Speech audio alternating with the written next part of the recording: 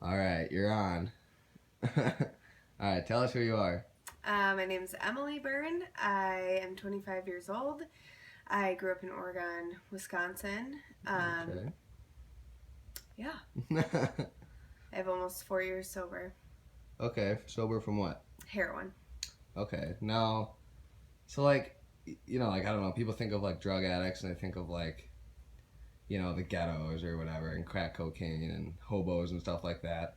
Um, so I guess just tell us a little bit about what your experience was going through treatment, or first off, where'd you go? How many years or whatever. So I've been to a couple treatment centers. Okay. I went through a place in northern Wisconsin called Nova. Mm-hmm. I went there a couple times and I couldn't stay sober. I wasn't willing to stay sober.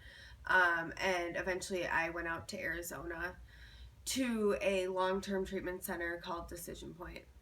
Okay. So what would be why did the one in Arizona work and the one not at Nova? Was it just you or I think it was a combination. I think that it was me being ready to get sober, okay. and Nova was only a 30-day program, whereas the one in Arizona I was there for about 4.5 months. Mm-hmm. So it was a lot longer and a lot more time to work on why I used and Okay. get to the deep root of that. Yeah.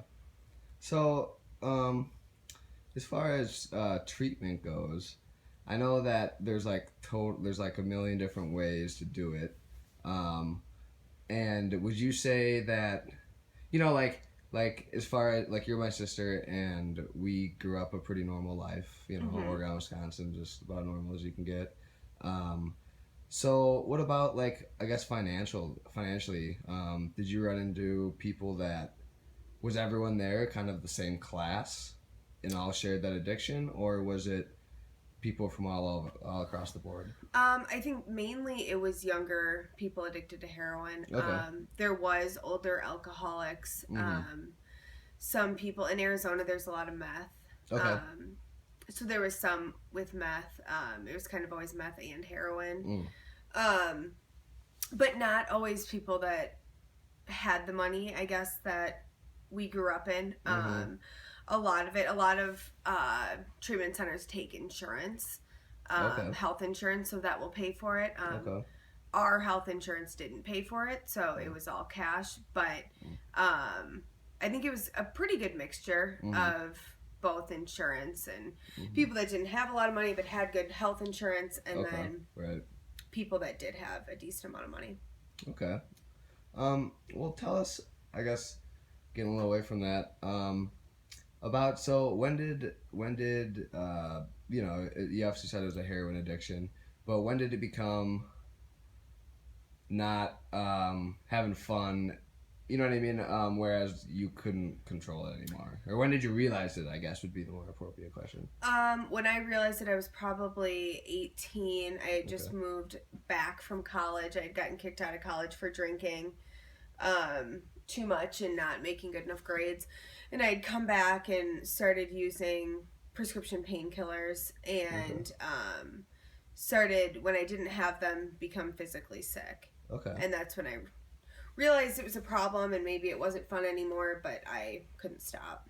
Okay. So I guess was there, obviously you've gotten help and you said you're 4 years sober. Um, so when, was there a point where you obviously you realized it there, but was there a point where you're like, okay, I can't do this anymore? Or like, like I'm gonna die or I'm.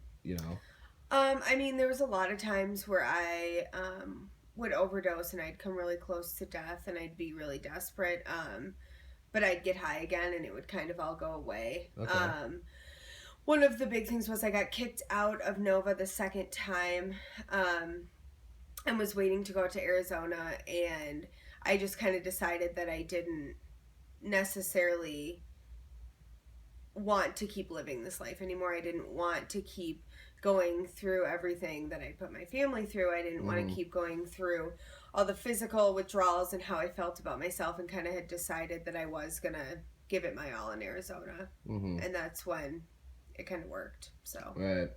Okay. So I guess when, like, was there ever a point in time where you thought that, maybe I don't need, you know what I mean? Like after those instances, like you said, you'd get high and it would kind of all go away again. Mm-hmm. So, I mean,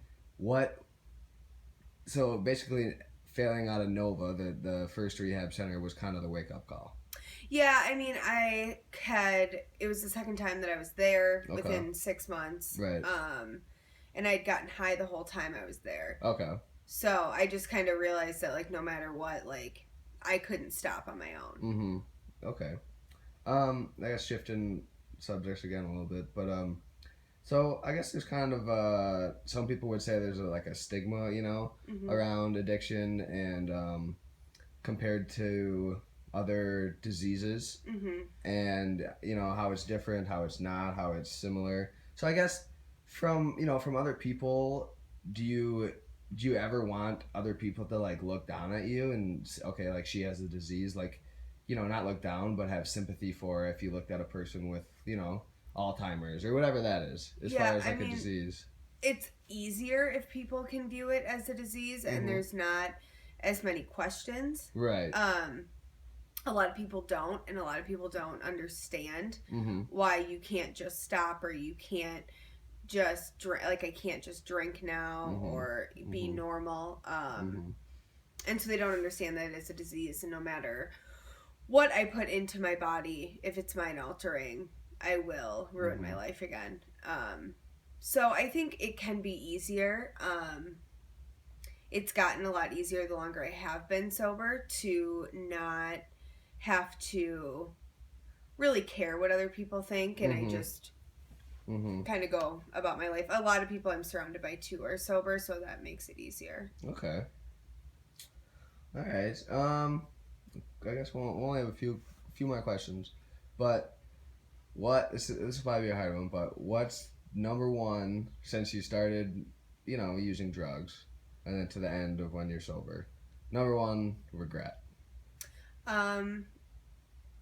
Probably schooling. I could have been done with school, could have had a career by now, and I'm now still in school trying to figure out what I want to do. I definitely wasted a lot of time not doing that.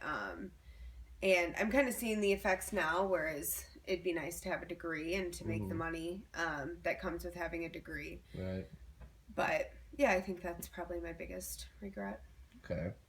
And as far as like starting, like when you like started using drugs, and drugs are such a vague term, But so what was it? Give me kind of the timeline, of it. Like I first smoked pot here, and then I did this drug, and then if you remember that. I was 13 when I first started smoking pot. Okay. I smoked pot every day from the day that I started. Mm-hmm.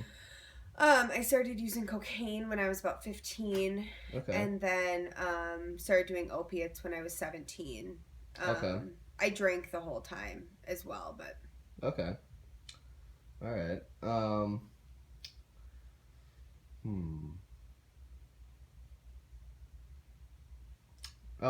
Well, like you said, like you kind of miss out on the schooling, or that's like one of your biggest regrets. Well, now tell everyone what your career is now and what you do, with your life, like with what you're doing with your life. So now I work at a drug and alcohol treatment center. It's a lot like the one that I got sober in. Okay. I do a lot of their insurance billing. Okay. So I deal with insurance companies and getting people coverage and them covering their stay there. And that's hopefully what I'm going to go to school for. So. Okay. And so I guess this is going to be probably a cheesy one, but if you had to tell anyone, like just about any suggestion of all that stuff, or obviously you go through health class and they say don't try it, but kids are obviously going to try it and that stuff. Do you have anything to say? I think it's just, I do believe that everyone will have their own experience with everything. I won't say don't try it, because I think everyone does try it, and even if you're told not to, you will. but just definitely admitting when you need help and reaching out and like realizing that there are resources out there, even if you don't come from a good family or have the money to do it. There are resources to help you get the help that you need. Okay. Yeah. Yeah. All right. And as far as like that with, do you think, you obviously you said you work at a rehab center in Colorado, and do you think that's like, do you think do you see people come in there like you did and come out like you did? Yeah, I mean, there's a lot of people that have been successful, and there's people that aren't, and there's people that definitely seem like they're gonna make it when they leave, and they don't. And I guess it's all. I mean, I believe that rehab is where you start it, but it's a lifelong journey, and it's just kind of being dedicated to it and kind of figuring out your own path. But I definitely think a lot of it has to do with just being ready to stop and ready to get sober. Okay. So last subject here, but so tell us about when you were using and going through all that, how I guess if you can try to give us an insight on what goes through the mind of someone addicted to heroin, like when you don't have money, what are you thinking? What do you, when you're trying to get it or whatever? Yeah. It's all about getting high. So Okay. it doesn't matter who you have to hurt, who's in your way. It doesn't matter what you have to do as long as the end result is getting high. Okay. And that's all that matters. That's what your life is revolved around. Yeah. All right. Well, I think that's all we need, and thank you very much. Thanks.